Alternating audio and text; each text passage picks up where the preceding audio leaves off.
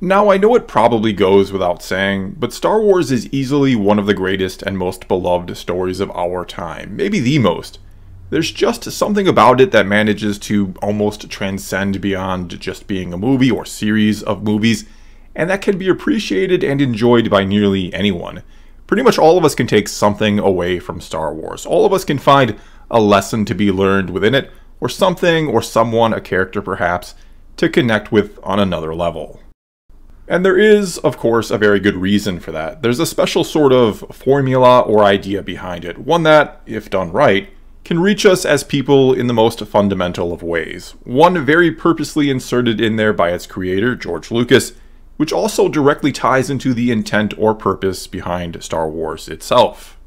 Which, yes, is of course partly to thrill and entertain, but it was also meant to be a way to take the classic myths of our past and to update them, or to retell the stories that got us to this point in time in a way that would be not only relatable today, or for the modern audience, but would captivate and teach a new generation some valuable lessons about life and the world in which we live. And that's because George Lucas and one of his mentors, Joseph Campbell, they saw that there was a sort of through line in all the stories or myths that had endured across time, that there were these very core ideals always touched on in some of the greatest stories across the ages, a common theme, if you will, that would always be relevant no matter how much the world or the technology of it would advance.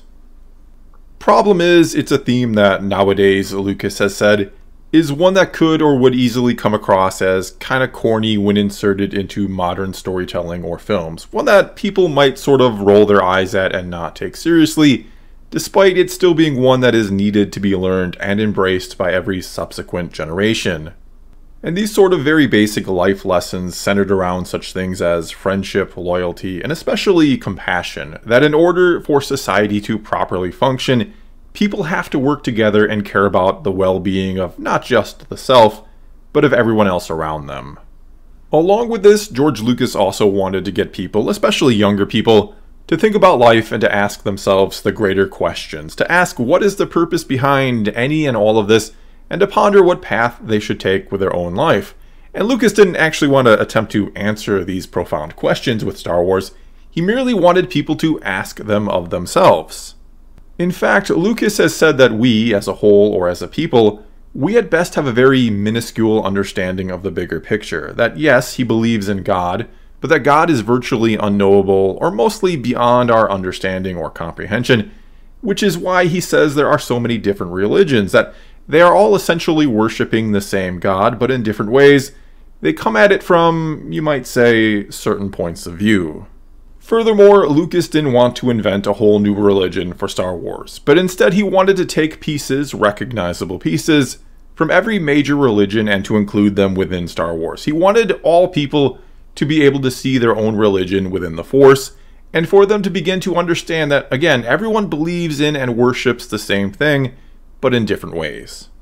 And that even if you don't believe in any of it, we are all a part of something bigger, that all of us are one and that we exist in a symbiotic way with not only God or the Force or some sort of greater power beyond our comprehension, but with the very world around us, with nature, and with other people as well.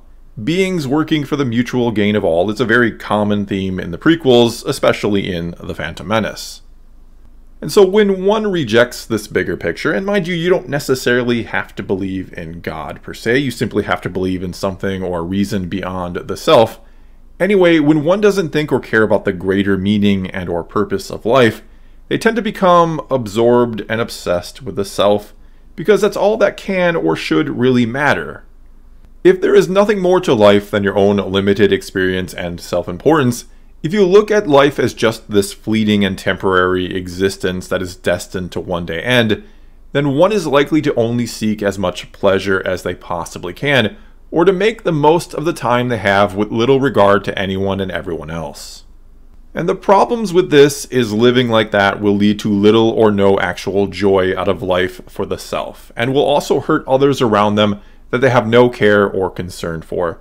They essentially become like a parasite upon society, taking from it and never giving back and not caring what becomes of it after they're gone. And George Lucas often talks about the difference between pleasure and joy, which at face value they may sound very similar, or like they're not exactly at odds with each other, but he's always described pleasure as something temporary you do for yourself that is not a sustainable feeling, while joy is a long-term place of being or a state of mind brought on by doing for others. Basically, pleasure is something that, yes, is okay to experience, but it's something you have to let go of afterwards, not seek more and more of, because it's not usually something that can be perfectly recreated again. Often Lucas, who is a fan or loves cars, will say there's a certain pleasure that comes from getting your first car that cannot ever be felt again. There will only ever be one first car. And though, sure, you may eventually get a better car one day, which will bring you a different type of pleasure, a similar one, but different nonetheless.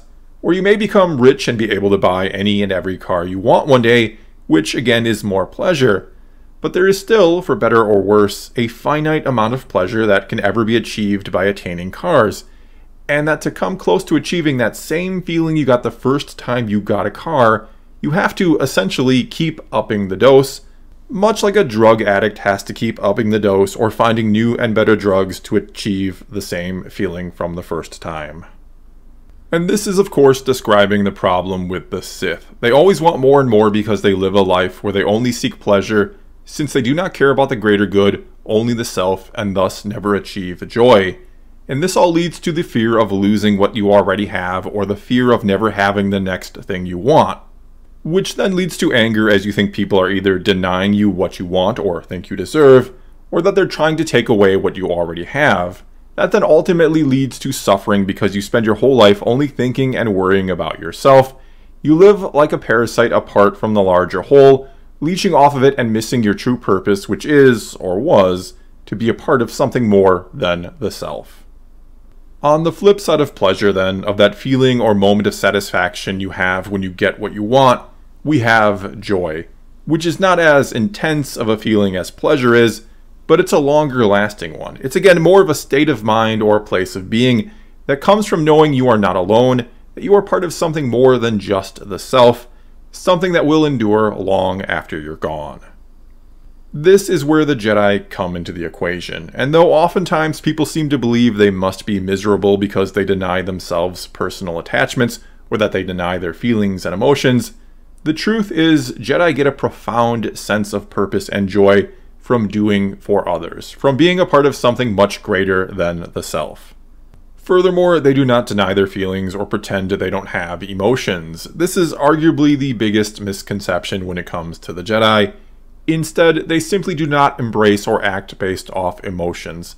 They never place one life above another based on their own personal preferences or desires, which is very much the opposite of the Sith, who place their own life above everything else.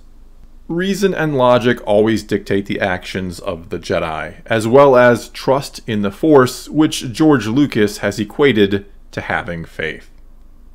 All of this then leads to the conflict at the very core or heart of Star Wars, or the reason why so many of us, whether we realize why it is or not, why so many of us can and often do relate to the stories of Star Wars, which is because it's about the choices in life we all face between compassion and greed, or selflessness and selfishness, between seeking joy or seeking pleasure. It's about finding and trying to live a life of balance within ourselves and with everything and everyone around us. It's about, yes, experiencing and enjoying those moments of pleasure from time to time, but always striving for or maintaining the joy that comes from doing for others, that comes from looking beyond the self and finding a purpose and meaning in those around you. Well, that's all I've got for you this time. And on a quick side note here, since I know some will want to bring it up in the comments, yes, the balance of the Force is something different than the balance I'm talking about here at the end.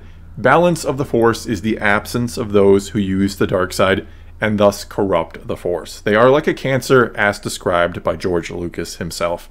And this is something I've gone into before and likely will again at some point, especially if people really enjoyed this video and would want me to do a follow-up about what the Force actually is. But for now, leave a comment below and let's talk some Star Wars. And until next time, thanks for watching.